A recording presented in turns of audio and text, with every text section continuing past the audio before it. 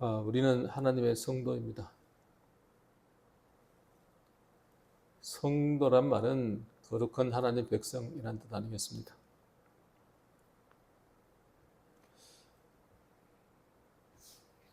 여러분은 거룩함을 지키고 있습니까? 어제도 성질내지 않았습니까? 어제도 정욕과 탐심이 여러분 마음속에 있지 않았습니까? 이스라엘 백성들이 한 2년쯤 출애굽에서 2년쯤 되었을 때에 가데스 바네에 도착했고 거기서 12 정탐꾼을 보냈는데 10명의 정탐꾼의 부정적인 그들의 이야기를 듣고 원망과 불평하면서 추가로 38년 광야 생활을 하여 40년 광야 생활을 하게 되지요. 바로 그 장소 가데스에 다시 광야 생활 40년 끝무렵에 다시 도착했을 때 그 가데스란 뜻은 카데시란 뜻은 거룩한 장소, 성소란 뜻입니다. 그 거룩한 장소에서 거룩함을 나타내지 못해서 또 불평하고 물이 없다고 불평하는 그들에게 하나님은 모세에게 반성을 명하여 물을 내라 했지만 모세는 성질을 내다가 반석을 2번 때려서 물을 냈습니다. 그것 때문에 하나님께서는 가나안 땅에 모세가 들어가지 못하도록 만드셨습니다. 그리고 성경은 뭐라고 말하냐니까 그 안식의 땅, 좋은 땅, 그 거룩한 땅, 하나님이 예비하신 땅, 가나안에 들어가지 못하게 하시고는 하나님의 거룩함을 나타내셨다고 말해요. 거룩한 장소에서 거룩함을 나타내야 되는데 그렇지 못할 때 그 거룩한 장소에 들어가지 못하게 함으로 거룩함을 나타내셨다고 말해요. 불평하는, 원망하는 이스라엘 백성들을 심판하는 게 아니라 자기의 권위를 가지고 자기 성질대로 자기를 다스리지 못하고 거룩해야 될 지도자가 거룩함을 나타내지 못했을 때에 바로 그 모세와 아론을 하나님은 심판하셨습니다.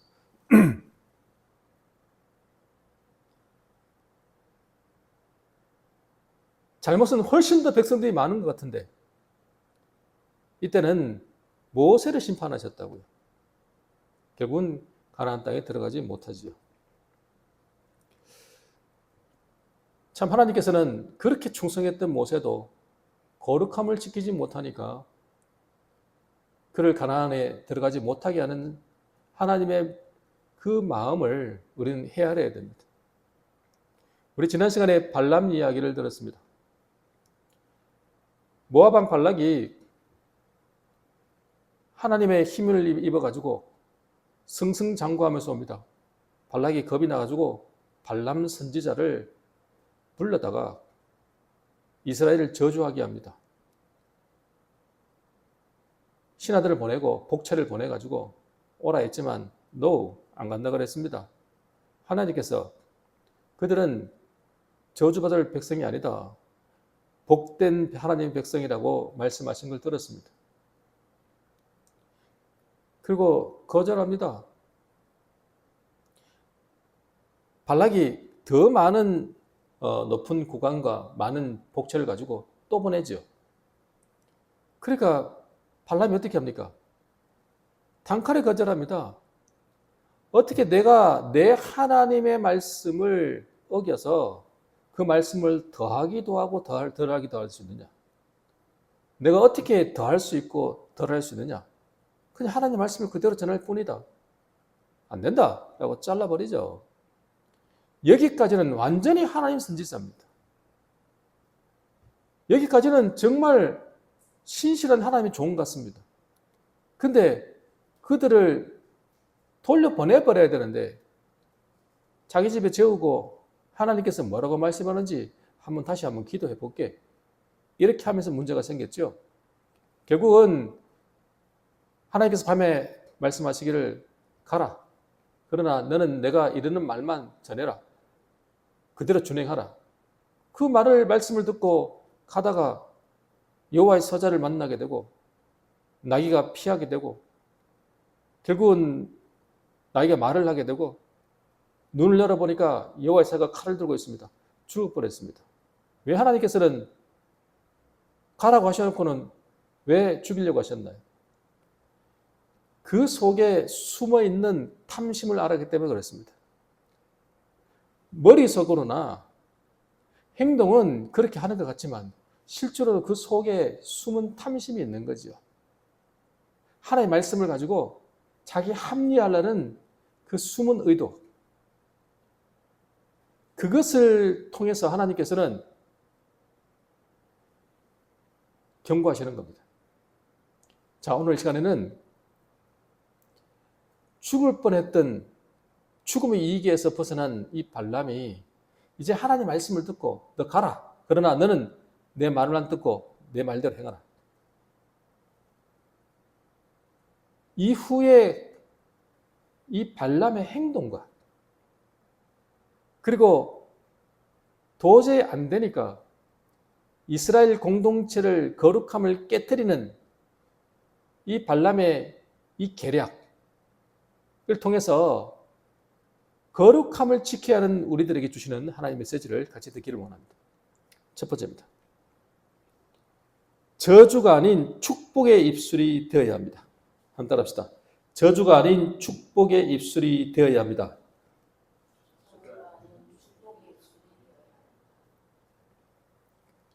발람은 정신이 버젓 듭니다. 여호와의 사자가 칼을 들고 있고 하나님께 자기를 죽이려고 했다는 것을 알았기 때문에 아니 말 못하는 짐승이 막 입을 열어가지고 너 왜 때리냐 이렇게 따지기도 하고 이런 초자연적인 역사를 경험하면서 정신이 번쩍 들고 이렇게 말합니다. 발람이 하나님이 기뻐하지 않으시면 그냥 돌아가겠습니다.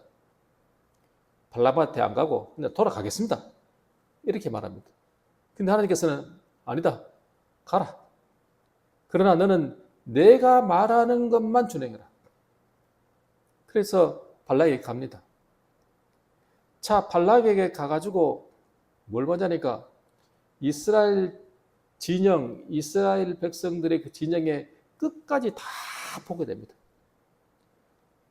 그리고 7 제단을 쌓고 그리고 하나님 앞에 번제를 드립니다.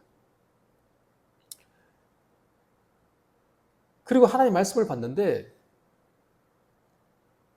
발락은 저주를 하라고 말하거든요. 근데 발람이 뭐라고 하느냐? 자, 민수기 23장 8절 볼게요.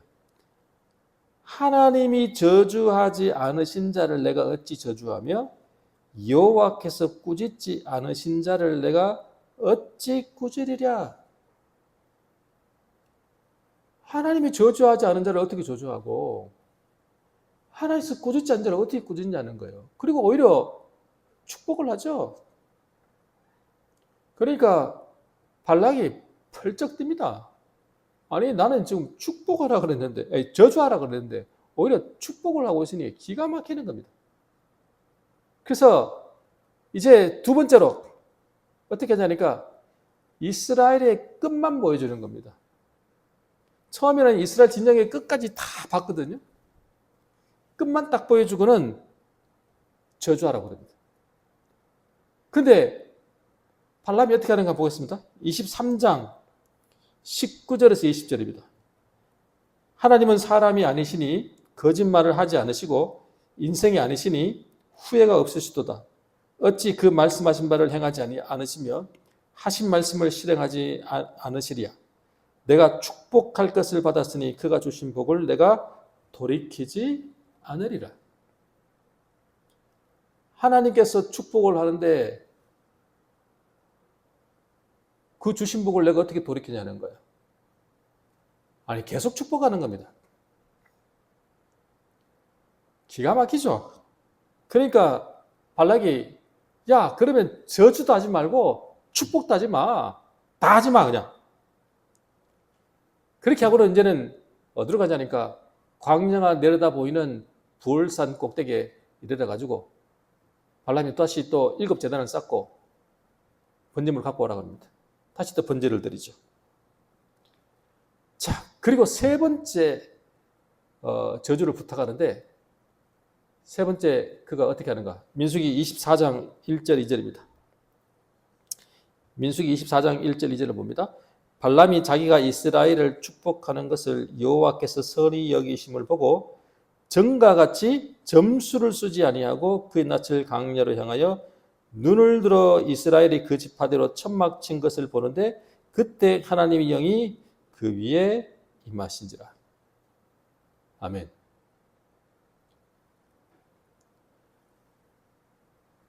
발람이요, 이스라엘에게 축복하는 것을 선히 여기시는 거, 좋게 여기시는 걸 자기가 깨달은 거예요. 저주하지 않고 축복하니까 하나님께서 기뻐하시는구나, 이걸 알아낸 거예요. 그래서 전과 같이 뭘 안 해요? 점수를 쓰지 아니했다. 그러면 이때까지 발람은 뭘 했다는 거예요? 점수를 썼다는 얘기잖아요. 우리가 생각할 때 그가 기도한 것 같지만 그 기도가 겉으로는 기도고 겉으로는 예언인데 실제로는 뭐 했다는 거예요? 점수를 썼다는 거 아닙니까?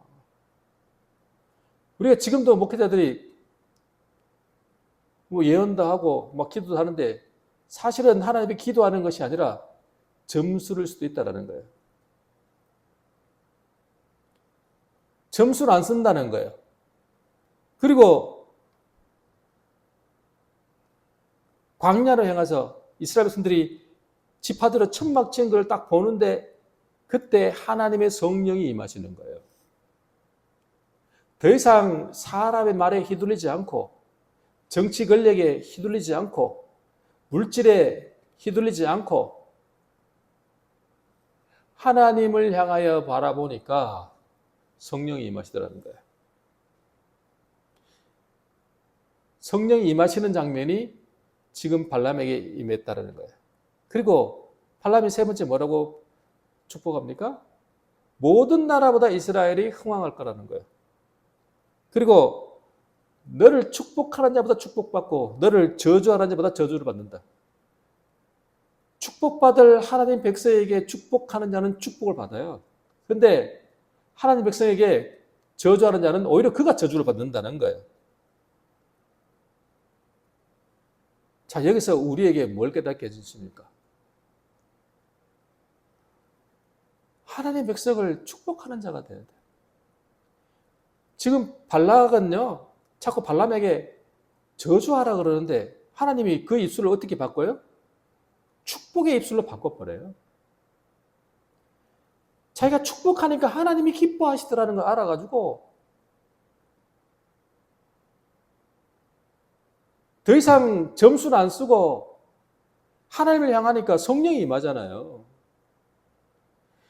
우리가 우리의 입술이 축복하는 입술이 하나님 기뻐하신다는 걸 알고 축복하는 자가 되면 뭐가 임한다고요? 성령이 임하신다고요. 그래서 우리는 서로 축복해야 돼요. 제가 우리 소그룹 모임할 때도 제가 축복을 먼저 시키잖아요. 서로 축복하는 일을 제가 많이 시키잖아요. 축복이 얼마나 귀한 건가. 하나님의 백성이 축복하는 건요, 내가 축복받는 일입니다. 우리 입술에서 저주는 사라져야 돼요. 우리는 자꾸 성질이 나면 자꾸 저주하려고 그래요.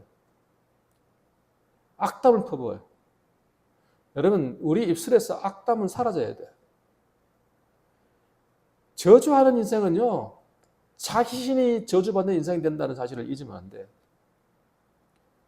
자기가 옳다고 생각하는 사람은 상대방을 쉽게 저주를 해요.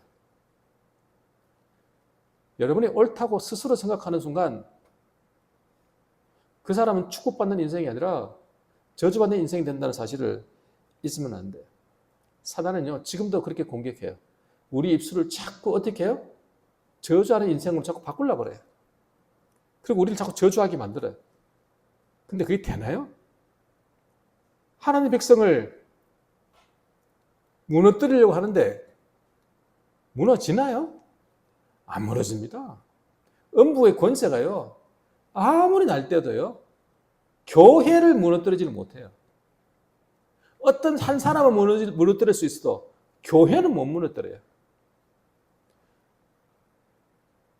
주님께서 우리의 입술이 축복의 입술이 되기를 원하십니다. 할렐루야. 축복하는 입술이 되기를 간절히 축원합니다. 마지막 두 번째입니다. 작은 시험도 이겨 거룩함을 지켜야 합니다. 한번 따라합시다. 작은 시험도 이겨 거룩함을 지켜야 합니다.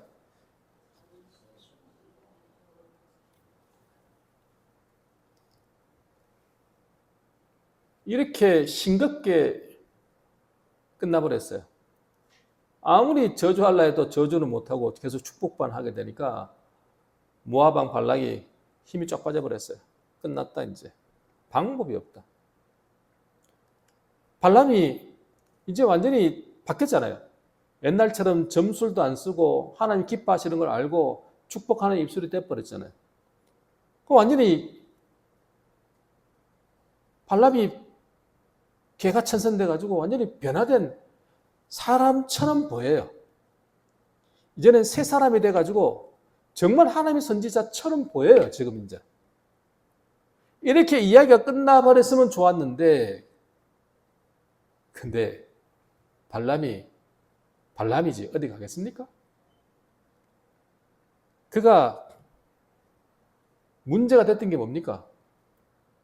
겉으로는 기도 열심히 하는 것 같았지만 그리고 하나님 말씀을 그대로 전하고 하나님 말씀을 더하지도 않고 빼지도 않는다 그러면서 그렇게 말했던 그 발람도 결국은 속에 탐심이 있었잖아요. 돈 보고 탐심이 생겼잖아요. 역시나 그 속에 그 들어있던 탐심 그게 해결하지 않으니까 그 머릿속에서 뭐가 나와요? 계략이 나오는 겁니다.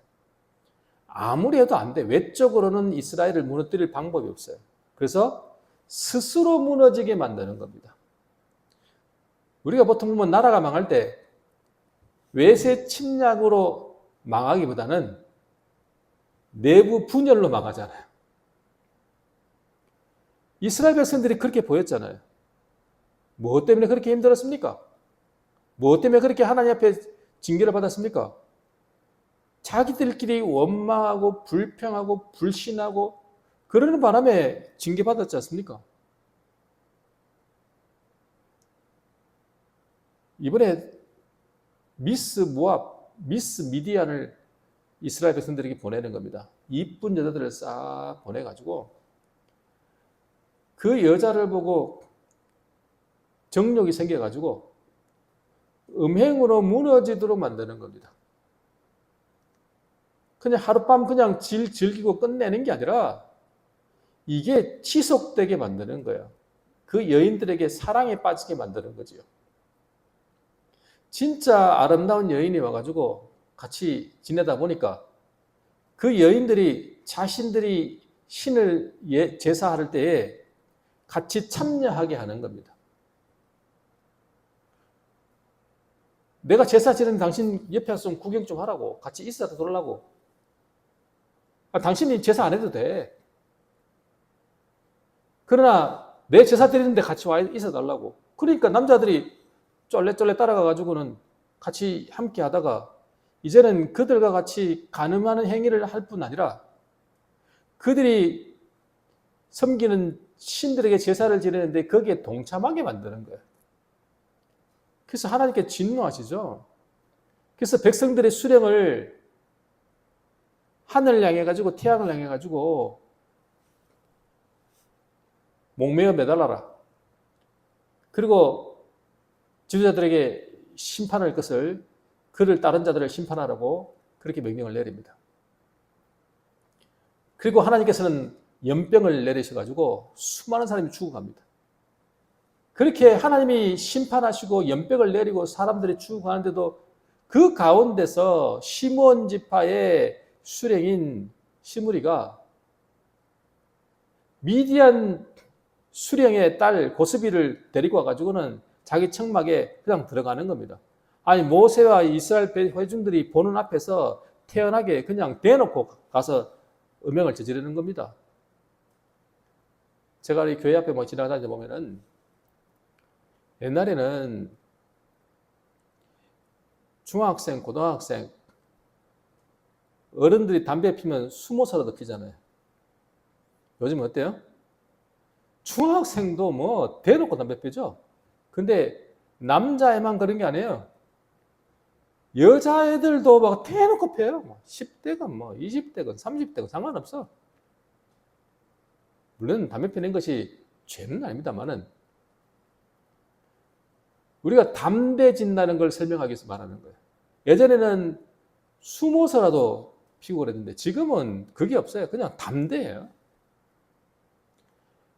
우리가 예전에는 아이들이, 어른들이 지나가고 할아버지가 지나가서 뭐라고 하면 예라고 하기도 하죠. 이제는 할아버지가 이야기해도 뭐 대들고 때리려고 하잖아요. 이게 대담해지는 거예요. 죄라는 건요, 자꾸 점점 대담해지는 거예요. 발을 도둑이 뭐 된다? 소도둑 된다. 점점점 대담해지는 거예요. 아니, 하나님이 징계하시고 수령들을 어떻게 하라? 목매 달아라. 심판하라. 거기다 연변까지 막 내려가지고 사람들이 수많은 사람이 죽어가는데 아예 대놓고 그렇게 간다니까요. 보는 앞에서. 그러니까 참다 제사장 비나스가 견디지 못하고 어떻게 했어요? 창을 들고 들어가가지고 이 두 남녀를 한꺼번에 한 창으로 둘이 꿰 죽였어요. 그러니까 연병이 그쳤어요. 연병이 끝났다고요. 하나님께서 연병을 그치게 만들었어요. 이때까지 연병으로 죽은 사람이 얼마냐? 24,000명이라는 거예요. 우리 지난번에 우리 고라바, 다단과 아비람이 그 250명 그 함께 반역을 저질렀잖아요. 그 사람이 어떻게 했습니까? 양쪽 진영을 나누게 하고 그들을 삼켜버렸지 않습니까? 불태워 죽였지 않습니까? 그때 죽은 사람들이, 반역에서 죽은 사람들이 얼마냐 그러니까 한 몇백 명 된다고요. 뭐 250명과 그들과 함께한 사람 해봐야 몇백 명 되겠죠. 근데 그렇게 죽고 난 뒤에 이스라엘 백성들이 원망하고 불평했다고요. 오히려 모세에게 네가 저 사람들 죽였다고 원망과 불평하면서 그때 하나님이 뭘 내렸냐면 연병을 내렸다고요. 그때 연병 내려가 죽은 사람이 얼마냐니까 14,700명.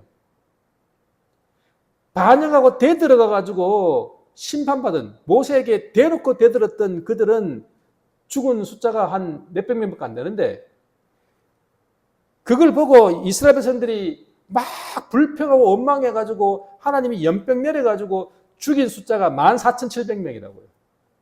훨씬 많아요. 거룩함을 지키지 못하고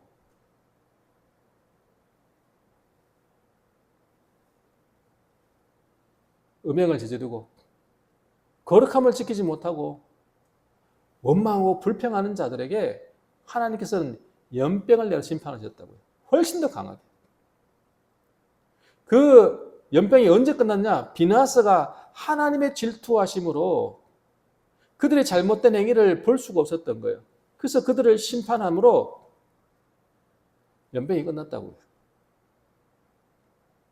그러면서 비나스에게 하나님께서 뭘 주시냐니까 평화의 언약을 주세요. 내 평화의 언약을 주는 거예요.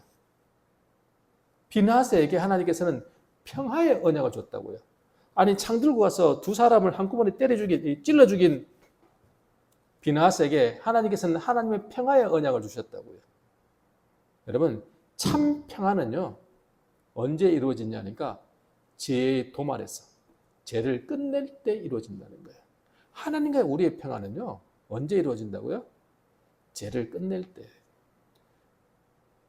우리가 거창한 싸움으로 이기는 게 아닙니다. 결국은 뭐 때문에 무너졌습니까?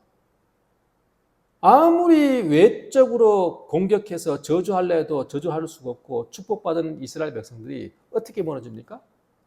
자기 속에 숨어있는 탐심, 정욕과 유혹을 이기지 못하고 그냥 무너져 버리는 거 아닙니까?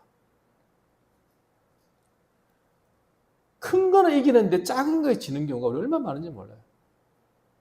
우리 큰 거는 이겨요. 근데 작은 거, 우리 속에 있는 조그마한 거 이걸 견디지 못하는 거예요. 하나님 앞에 헌금을 드릴 때도 100만 원, 1000만 원도 기쁨으로 드리면서 그 꼴난 포인트, 만 포인트. 아니 마트 가가지고 뭐 5,000포인트, 만 포인트 가지고 양식을 팔아먹는다고 우리가. 그때만 열받아 하는 거예요. 아니 제가 깜짝 놀라는 거예요. 하나님 앞에 헌금을 드릴 때 1,000만 원을 가지고 드릴 때도 기쁨으로 드리더라고요. 2,000만 원도 기쁨으로 드리더라고요. 근데 저 콩나물집 가가지고 1,000원치 사고 2,000원치 사는데 아니 2,000원치 정도를 가져오면서 1,000원 던져놓고 도망간다고. 아니라고 소리 지르고 그거 안 된다고 2,000원 달라고 고함을 지르는데도 몰라 그러고는 탁 던져버리고 도망가는 그런 게 우리의 마음이라니까요. 희한하죠. 아니 큰 거는 우리가 하나 앞에 기쁨으로 하고 하면서도 그 작은 그 사람들의 마음을 상처를 줘가면서도 나는 싸게 사는 게 나는 더 이익이니까 기분 좋아하는 희한한 논리가 우리 안에 있다고요. 우리 속에 있는 작은 것에 작은 시험을 이기지 못하고 넘어지는 거예요. 그게 뭐냐면 우리 숨어 있는 것들이죠. 우리 속에 숨어 있는 것들을 끝내지 않으면 이렇게 되는 겁니다. 자, 말씀 정리하겠습니다. 우리가 하나님의 거룩하심을 지켜야 되는데 하나님의 거룩하심을 지키는 자는 그 입에서 나오는 말들이 축복이고 그리고 하나님을 찬양하는 입술이고 간증하는 입술이고 그리고 긍정적 입술인데 거룩함을 지키지 못하면 우리 입술이 자꾸 부정적 입술이 되고 원망하고 불평하는 입술이 되고 자꾸 저주하는 입술이 되는 겁니다. 여러분 거룩한 지키는 축복의 입술 되기를 원합니다. 작은 시험을 이겨내야 됩니다. 우리 속에 있는 정욕과 탐심 이것이 불타오르는 겁니다. 숨어 있습니다. 겉으로는 멀쩡한 것 같고 겉으로는 발람처럼 진짜 축복하잖아요. 아니 기도 열심히 하는 사람 같잖아요. 하나님 예언을 3번이나 그렇게 예언하잖아요. 이제는 점수를 안 쓰잖아요. 이제는 성령이 막 임하잖아요. 근데 변화된 사람 같았는데 다시 원래 그 숨어있는 탐심을 해결하지 못하니까 이스라엘 백성들이 스스로 무너뜨리도록 계략을 쓰고 미스 모압, 미스 미디안을 집어넣어가지고 스스로 음행해서 무너지게 만들어버리잖아요. 그 짓을 누가 했습니까? 발람이 했습니다, 여러분. 그리고 이스라엘 백성들은 그렇게 유혹이 왔을 때 이기지 못하고 결국 무너져 버렸지 않습니까? 언제 하나님의 평화가 일어나요? 죄를 끝냈을 때입니다.